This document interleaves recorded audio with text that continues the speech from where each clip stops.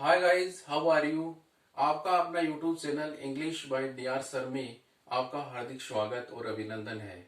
आज हम जो टॉपिक पढ़ेंगे वो बहुत इंपॉर्टेंट है। वो डे टू डे लाइफ के दृष्टि से देखो, या स्पोकन इंग्लिश में मैंने बताया था कि जो प्रेजेंट इंडेफिनिट टेंस है और पास्ट इंडेफिनिट टेंस है, इनका सबसे ज्यादा प्रयोग होता है। डे टू डे लाइफ में भी प्रेजेंट इंडेफिनिट टेंस का ही सबसे ज्यादा प्रयोग होता है। तो आज हम पढ़ेंगे प्रेजेंट इंडेफिनिट टेंस के बारे में। हम पहले पढ़ेंगे प्रेजेंट इंडेफिनिट और पास्ट इंडेफिनिट के बारे में पढ़ेंगे, और उसके बाद में और टेंस पढ़ेंगे। तो जो प्रेजेंट इंडेफिनिट का नॉलेज होना बहुत जरूरी है। बहुत से स्टूडेंट्स क्या रहते हैं, कंफ्यूजन में रहते हैं कि प्रेजेंट इंडेफिनिट जो टेंस है इसके साथ हेल्पिंग वर्ब आएगी या नहीं आएगी, मेन वर्ब में क्या आएगा, एस या यस का प्रयोग कहां पर होता है, डू डज का प्रयोग कहां पर होता है। तो लॉट ऑफ कंफ्यूजन रहते हैं स्टूडेंट के लिए। तो मैंने आज प्रेजेंट इंडेफिनिट का जो लेक्चर है वो आपके लिए बहुत इंपॉर्टेंट है। तो जो प्रेजेंट इंडेफिनिट टेंस है उसका हिंदी में देखें कि हिंदी में जो वाक्य होते हैं, जैसे वह पुस्तक पढ़ता है, बच्चे स्कूल जाते हैं, हम क्रिकेट खेलते हैं, वह सुबह 5 बजे उठता है। तो इन वाक्यों में हमने देखा है कि वाक्य के अंत में हिंदी के वाक्य के अंत में क्या आए, आए, ता है, ती है और ते है। ये तो क्या है, इसकी हिंदी के वाक्य में क्या है, पहचान है कि मैं स्कूल जाता हूं, मैं पुस्तक पढ़ता हूं, वह कॉलेज जाती है, और वह 5 बजे उठता है, वह प्रत्येक सुबह अखबार पढ़ता है। जो भी वाक्य हैं अंत में किसका प्रयोग होता है, ता है, ती है और ते है का प्रयोग होता है हिंदी के वाक्यों में। ये इसकी जो पहचान है वो है हिंदी के वाक्यों में। अब हम देखेंगे कि जो इंग्लिश में, कि इसमें आपको देखना होगा एक तो सिंगुलर कर्ता या सिंगुलर सब्जेक्ट, और एक देखना होगा प्लूरल सब्जेक्ट। कि जो कर्ता एकवचन होने पर तो किसका प्रयोग होगा और कर्ता बहुवचन होने पर किसका प्रयोग होगा। तो हम देखते हैं।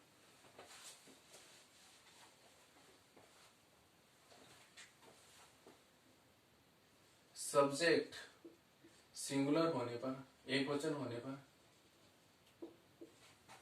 और सब्जेक्ट प्लूरल होने पर या बहुवचन होने पर। यदि सब्जेक्ट सिंगुलर है तो जो अफर्मेटिव सेंटेंस होते हैं, जिनको साधारण वाक्य कहते हैं, अफर्मेटिव कह दो और या साधारण वाक्य कह दो, उसमें सब्जेक्ट का प्रयोग होता है। उसके बाद में किसका प्रयोग होता है, मेन वर्ब का प्रयोग होता है। प्रेजेंट इंडेफिनिट टेंस के अंदर जो साधारण वाक्य होते हैं उनमें सहायक क्रिया का प्रयोग नहीं होता है। आपको ध्यान में रखना है, इसके अंदर सहायक क्रिया का प्रयोग नहीं होगा। इसके अंदर मेन वर्ब का ही प्रयोग होगा। इफ द सब्जेक्ट इज, जो सब्जेक्ट है वो सिंगुलर है, तब किसका प्रयोग हो जाएगा, एस या ईएस का प्रयोग हो जाएगा। मैं आपको बताऊंगा कि एस कहां पर प्रयोग होगा और ईएस कहां पर प्रयोग होगा। और उसके बाद में आ सकता है ऑब्जेक्ट, आ सकता है इस, और क्या आ सकता है, एडजेक्टिव आ सकता है या एडवर्ब आ सकता है। ठीक है। साधारण वाक्य में कोई हेल्पिंग वर्ब का प्रयोग नहीं होता है, मुख्य क्रिया का प्रयोग होगा, और कर्ता क्या है, एक वचन होने पर एस या ईएस का प्रयोग होगा। अब देखते हैं नेगेटिव सेंटेंस।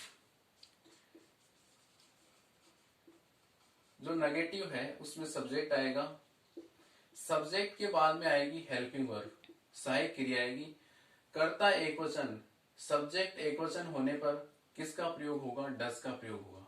उसके बाद में आएगा नोट, उसके बाद में आएगा मुख्य क्रिया की फर्स्ट फॉर्म।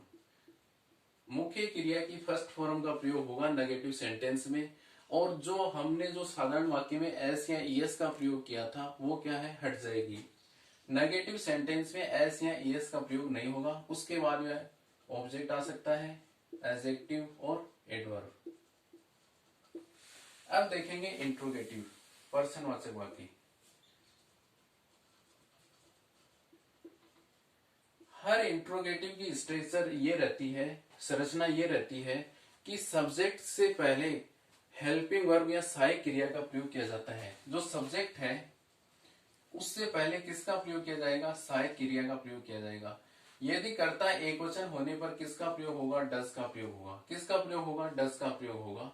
उसके बाद में सब्जेक्ट, उसके बाद में मुख्य क्रिया की फर्स्ट फॉर्म का प्रयोग होगा, एस या एस का प्रयोग नहीं होगा। और उसके बाद में ऑब्जेक्ट आ सकता है, एडजेक्टिव आ सकता है, और क्या आ सकता है? एडवर्ब आ सकती है।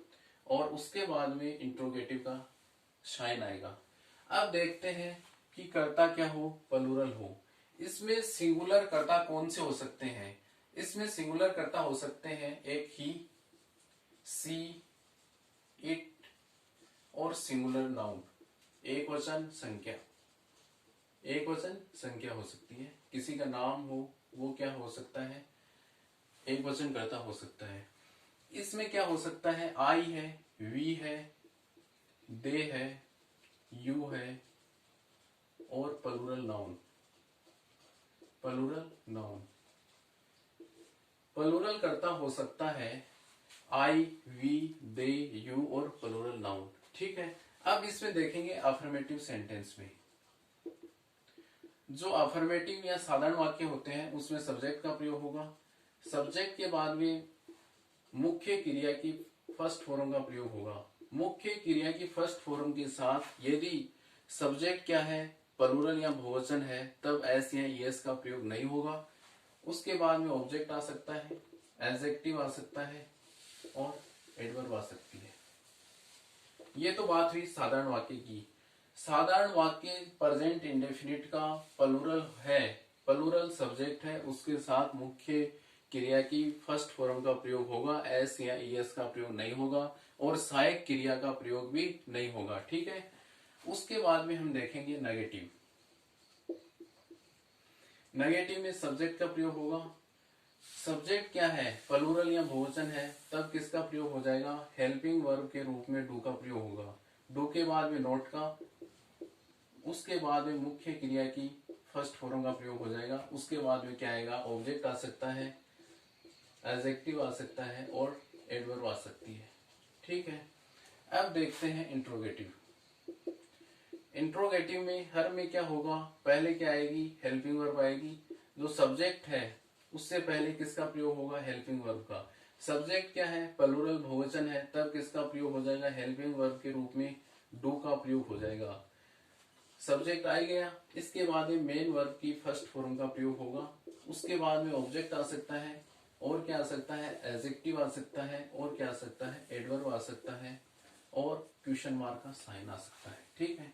आपको यही ध्यान में रखना है कि जो प्रेजेंट इंडेफिनिट टेंस है इसमें बच्चे बहुत ज्यादा कंफ्यूज हो जाते हैं कि हेल्पिंग वर्ब का प्रयोग तो कहां पर करना है हमको।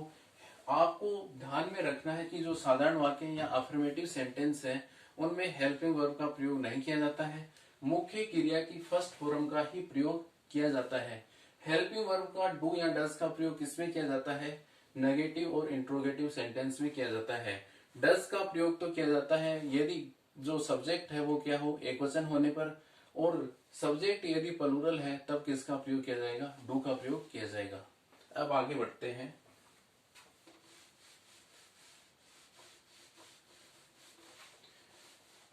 प्रेजेंट इंडेफिनिट टेंस का प्रयोग डे टू डे लाइफ में बहुत ज्यादा किया जाता है। स्पोकन इंग्लिश देख लो, एग्जाम के पॉइंट ऑफ व्यू से देख लो, इसके यूजेज बहुत ज्यादा है और एग्जाम में भी सबसे ज्यादा यही टेंस पूछा जाता है। अब देखो एग्जाम्पल देखते हैं। She writes a letter. She writes a letter. ठीक है। ये कौन सा वाक्य है? साधारण वाक्य है। सी क्या हो गया? सब्जेक्ट हो गया। राइट्स क्या हो गई?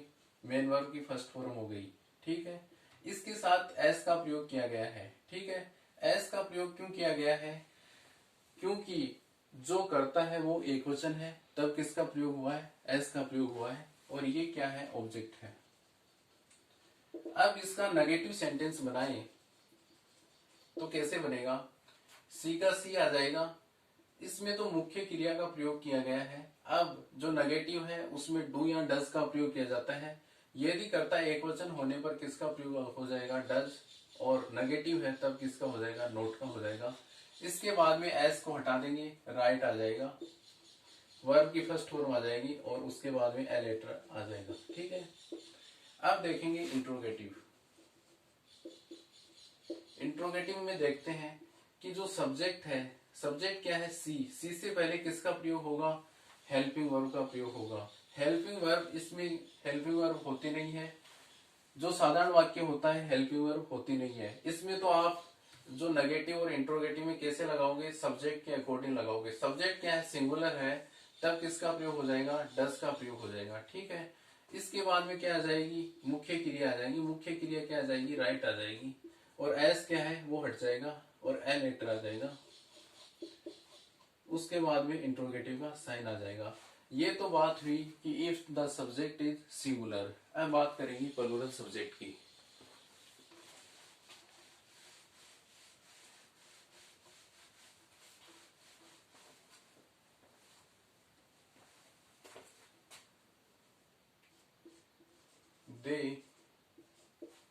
They play football.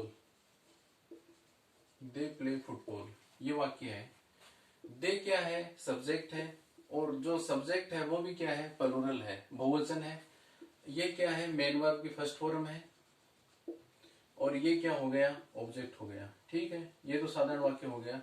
अब आपको पता है कि जो सब्जेक्ट है वो क्या है, सिंगुलर, प्लूरल है, बहुवचन है। तब नेगेटिव बनाएंगे तब किसका प्रयोग होगा, नेगेटिव बनाएंगे तब किसका, डू का प्रयोग हो जाएगा नेगेटिव में, और किसका, नोट का हो जाएगा, प्ले का प्ले आ जाएगा, और फुटबॉल आ जाएगा। ये होगा। इंट्रोगेटिव बनाने पर क्या होगा, जो ऑब्जेक्ट, जो सब्जेक्ट है दे से पहले किसका प्रयोग होगा, हेल्पिंग वर्ब डू का प्रयोग हो जाएगा। They do they play football, ऐसे हो जाएगा, और क्वेश्चन मार्क का साइन।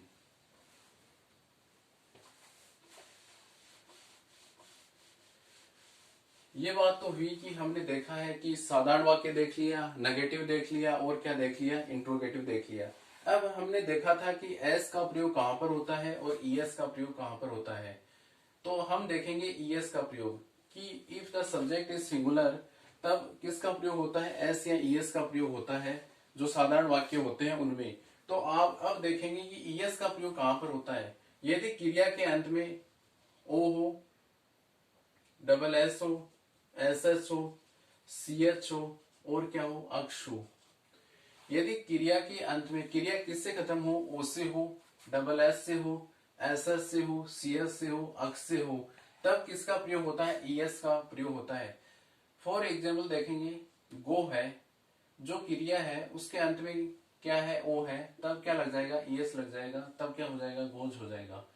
जैसे मिश है, मिस के जो है इसके अंत में क्या है, डबल एश है, तब क्या हो जाएगा, मिसेज हो जाएगा। ठीक है, मिस का अर्थ क्या होता है कि बहुत ज्यादा याद करना। और अब देखते हैं एसएस, जैसे पब्लिश है, पब्लिश के अंत में एसएस है, तब क्या लग जाएगा, ईएस लग जाएगा, तब क्या हो जाएगा, पब्लिशेज, क्या हो जाएगा, पब्लिशेज हो जाएगा। जैसे पुश है, पुश का अर्थ होता है धक्का देना, इसके अंत में भी क्या है, एसएस है, तब क्या लग जाएगा, ईएस लग जाएगा, क्या हो जाएगा, पुशेज। जैसे वॉश है, वॉश का अर्थ होता है धोना, एसएस है इसके अंत में, तब क्या लग जाएगा, ईएस लग जाएगा, तब क्या हो जाएगा, वॉशेज। अब बात करते हैं सीएस की। यदि क्रिया के अंत में किसका प्रयोग हो, सीएस से खत्म होती हो, जैसे टीच है, टीच का अर्थ क्या होता है, पढ़ाना, इसके अंत में क्या है, सीएच है, तब क्या लग जाएगा, टीचर्स हो जाएगा। जैसे सर्च है, सर्च का अर्थ क्या होता है, तलाश करना, इसके अंत में भी क्या है, सीएच है, तब क्या हो जाएगा, सर्चेज। जैसे वॉच है, वॉच का अर्थ क्या होता है, निगरानी करना, देखना। ठीक है, इसके अंत में भी क्या है, सीएच है, तब क्या हो जाएगा, वॉचेज हो जाएगा। जैसे केच है, केच का अर्थ क्या होता है, पकड़ना, सीएच है, तब क्या हो जाएगा, केचेज हो जाएगा। अक्स की बात करते हैं, जैसे कोक्ष है, कोक्स का अर्थ क्या होता है, बहलाना, फुसला के किसी को ले जाना। ठीक है, इसके अंत में, क्रिया के अंत में क्या है, अक्ष है, तब इसके क्या लग जाएगा, कोक्सेज हो जाएगा। यदि क्रिया के अंत में क्या हो, ओ हो, डबल एस हो, एस एस हो, सी एच हो और अक्ष हो, तब इन क्रियाओं की क्या लग जाएगा, ईएस लग जाएगा। जब सब्जेक्ट क्या हो, सिंगुलर हो, तब किसका प्रयोग हो जाएगा, ईएस का प्रयोग हो जाएगा। और जो बाकी जो क्रिया है उनके साथ किसका प्रयोग होगा, एस का प्रयोग होगा।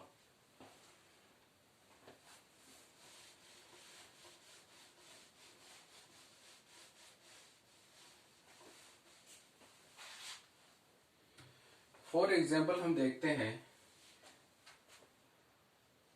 I get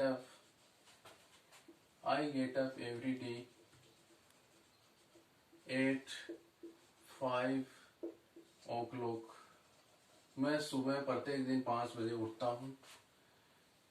he always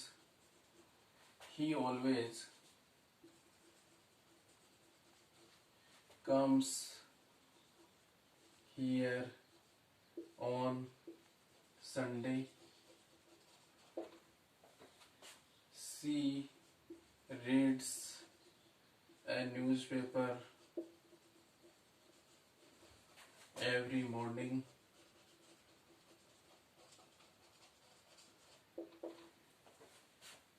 Christians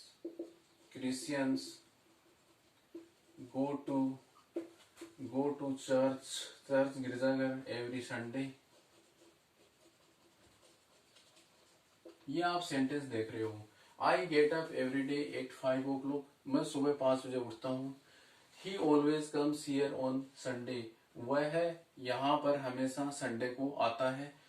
C reads a newspaper every morning. वह प्रत्येक सुबह अखबार पढ़ती है। Christian go to church every Sunday. जो ईसाई होते हैं वो प्रत्येक रविवार को गिरजाघर जाते हैं। तो मैंने बताया था कि जो हिंदी के वाक्य होते हैं उनमें ता है, ती है, ते है आते हैं। तो हिंदी की पहचान तो ये होती है। तो जो ये आप देख रहे हो इन वाक्यों के अंदर, ये जो वाक्य हैं वो क्या बता रहे हैं, ये वाक्य बता रहे हैं आपको दैनिक क्रियाकलाप के बारे में बता रहे हैं। जैसे कि आई get up every day at 5 o'clock। मैं प्रत्येक दिन 5 बजे उठता हूँ। तो ये क्या बता रहे हैं, आपको दैनिक आतन क्रियाकलाप बता रहे हैं। जैसे ही always comes here on Sunday, कि वह रविवार को यहाँ पर, वह हमेशा रविवार को यहाँ पर आता है। तो जो प्रेजेंट इंडेफिनिट टेंस है वो एक किसके बारे में बताता है, हैबिचुअल एक्शन। एक तो किसके बारे में बताता है, हैबिचुअल एक्शन और डेली रूटीन। दैनिक क्रियाकलाप के बारे में बताता है। हैबिचुअल एक्शन आतन क्रियाकलाप और दैनिक क्रियाकलाप के बारे में बताता है, जो हमारे डे टू डे लाइफ में क्या आते हैं, काम में आते हैं। तो जो प्रेजेंट इंडेफिनिट टेंस है वो किसके बारे में बताता है, दैनिक हैबिचुअल एक्शन के बारे में और डेली रूटीन के बारे में बताता है। इसमें आप देख रहे हो इन सेंटेंस में एवरी डे का प्रयोग हो रहा है, ऑलवेज का प्रयोग हो रहा है, एवरी मॉर्निंग का प्रयोग हो रहा है, एवरी संडे का प्रयोग हो रहा है। ये क्या होते हैं, ये जो समय के बारे में बताते हैं कि वह प्रत्येक दिन, ये भी क्या बता रही है, समय के बारे में। ऑलवेज हमेशा समय के बारे में बता रही है। एवरी मॉर्निंग कि प्रत्येक सुबह है, ये भी क्या बता रहा है, समय के बारे में बता रहा है। एवरी संडे प्रत्येक रविवार को। इसके जो प्रेजेंट इंडेफिनिट टेंस है इसमें कुछ टाइम एडवर्बियल्स का प्रयोग किया जाता है। किसका प्रयोग किया जाता है, टाइम एडवर्बियल्स का प्रयोग किया जाता है, समय सूचक क्रिया विशेषण का प्रयोग किया जाता है। वो देखते हैं।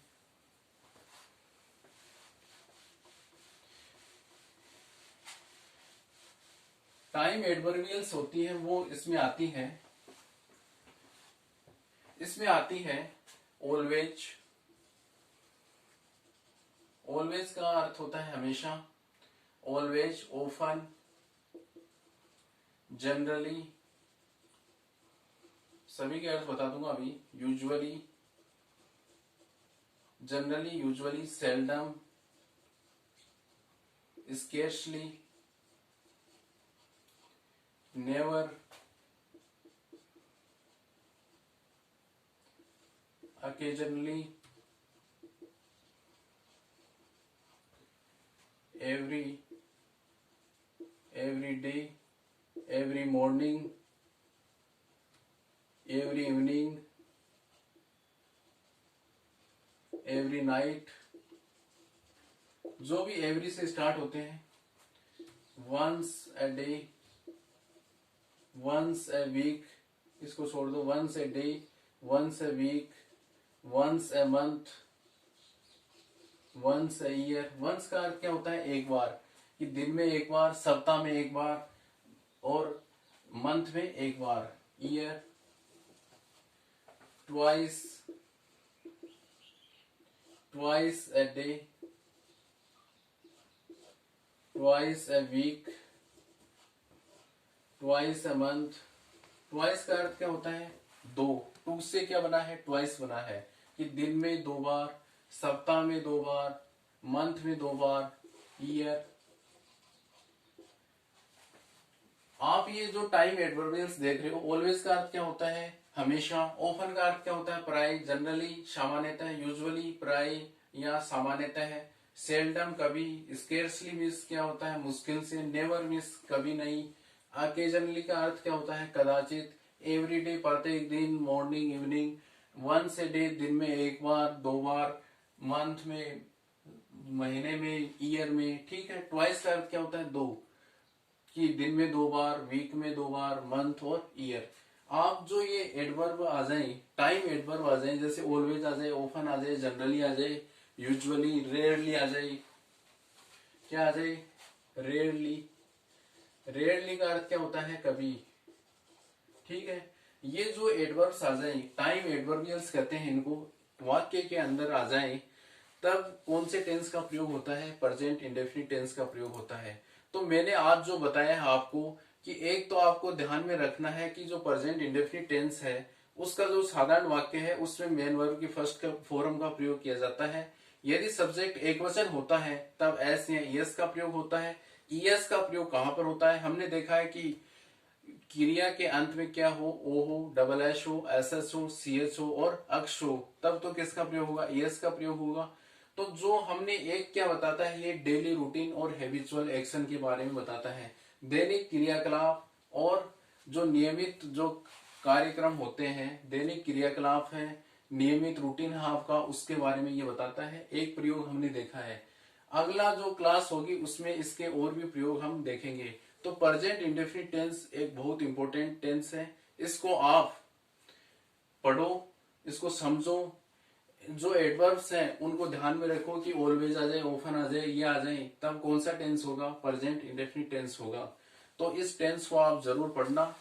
एक रजिस्टर बना लो, उसमें लिखो आप एक सिस्टमेटिक ढंग से। तो अगली क्लास में हम देखेंगे। सभी को थैंक्स, वेलकम।